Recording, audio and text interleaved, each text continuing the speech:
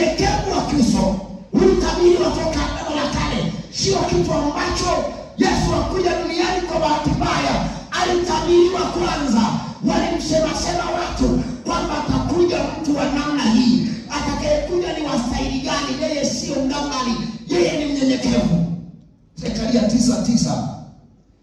Kitabu cha nabii Zekaria sura ya 9 aya 9 inasema, furahini sana enyi binti Sayuni, piga kelele binti Yerusalemu, tazama mfalme wako anakuja kwako, ni mwenye haki naye ana wokovu, ni mnyenyekevu, amepanda punda na mwana punda, mtoto wa punda.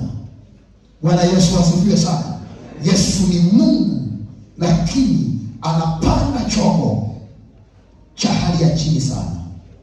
Alimpanda mwanapunda, na wakati waliokuwa na heshima wakati ule walipanda farasi, walipanda wanyama waliotengenezewa heshima, wanaopandaga watu wenye heshima. Yesu anapanda mwanapunda. Yesu anapanda kitu cha hali ya chini. Kwa nini? Ili anyenyekee, ili atupate sisi, ili atuokoe. Moja ya kitu ambacho kitamsaidia, lazima akubali kushuka mpaka chini. Bwana Yesu asifiwe. Haleluya. Bwana asifiwe. Wababa, haleluya. Bwana mmenuna. Unyenyekevu ndoa zinakufa kwa sababu ya watu wanakosa unyenyekevu. Sasa hivi tunasema 50-50 sio sawa. Haleluya. Sisi kwa imani yetu ya Kikristo hakuna 50-50 kibiblia. Mwanamke ni mwanamke na mwanaume ni mwanaume. Maana yake ni 100%. Haleluya. Bwana Yesu asifiwe. Utabaki kuwa mama, atabaki kuwa baba. Usiingilie majukumu ya mume wako kwa sababu ni 50-50. Na wengi wamekimbilia ndoa kwa sababu ya 50-50.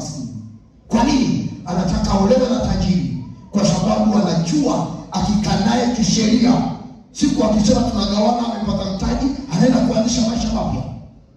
Sio kwa sababu ya kujenga ndoa. Bwana Yesu asifiwe sana. Na wale mlio na hela mjihadhari. Sio kila mtu anakupenda kwa sababu anakupenda. Kuna kitu anakiona hapo. Kwani roho ya unyenyekevu imekwisha ndani ya watu. Sasa hivi tunatafuta haki. Yeye asiyekuwa na haki, yeye aliye na haki alikufa kwa wasio na haki. Maana alikubali kunyenyekea, akakubali kushuka, ili tupate wokovu tusiokuwa na haki, tuliotengwa nje ya lango la haki, tupate wokovu sisi. Haleluya. Bwana Yesu asifiwe. Mama, kila siku unasimama unatafuta haki nje ya Bwana. Sisi wa Kristo tunatafuta haki katika Yesu. Hatutafuti haki ya kisheria. Na ndio maana wale ambao wanampenda Yesu wanaonekana watu ambao ni wa ajabu sana. Kwa nini? Wakikushauri nasema hapana, na msubiri Bwana aseme. Sio wakati wa kuzungumza. Bwana ndiye atakayeniambia hili ya kwamba linatajwa, manake hiyo ni roho ya unyenyekevu. Bwana Yesu asifiwe. Haleluya. Unyenyekevu hauangalii mwanaume wala mwanamke, na wanaume tunanyenyekea. Amen. Mara nyingi wa baba, sisi ni roho ume. Ule ubaba tunauleta mpaka kanisani, tupige magoti kwa sababu mimi ni baba.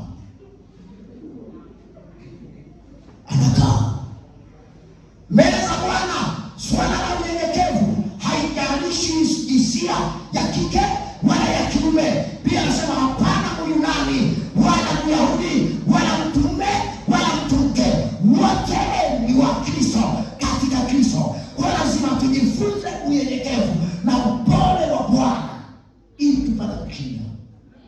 Duniani inayodhiki, jipeni moyo. mjifunze kwangu, mimi ni mpole na mnyenyekevu wa moyo. Bwana Yesu asifiwe sana.